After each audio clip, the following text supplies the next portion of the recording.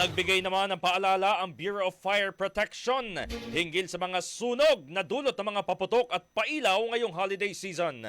Sa panayam na Brigada News FM Manila, kay BFP spokesperson, Fire Senior Superintendent Annalie Atienza, sinabi nitong may kabuuang 32 fire incidents ang naitala ang kanilang tanggapan. 32 as of today po ito simula nung January hanggang nitong huli, December 1. Dahil dito, hinimok ng ahensya ang publiko na iwasan ang pagpapaputok sa mga residential area at laging mag-ingat sa paggamit ng mga Christmas lights. Ipinaalala rin itong bumili lamang ng Christmas lights at mga paputok sa mga lehitimong stores na may permits upang masigurong ligtas ang produktong bibilhin. Para naman sa mga lalabas ng tahanan at magbabakasyon, dapat din daw tiyakin na naka-unplug ang lahat ng mga appliances. Kung hindi naman may iwasan gaya ng refrigerator at mga CCTV, magbilin sa mga pinagkakatiwalaang kapitbahay.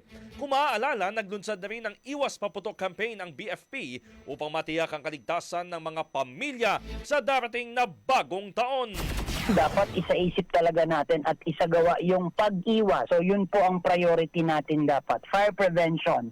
Kaya sana po ay makibahagi ang ating community dito sa mga itinalaga ng City Hall ng mga munisipyo natin kung saan yung fireworks display areas.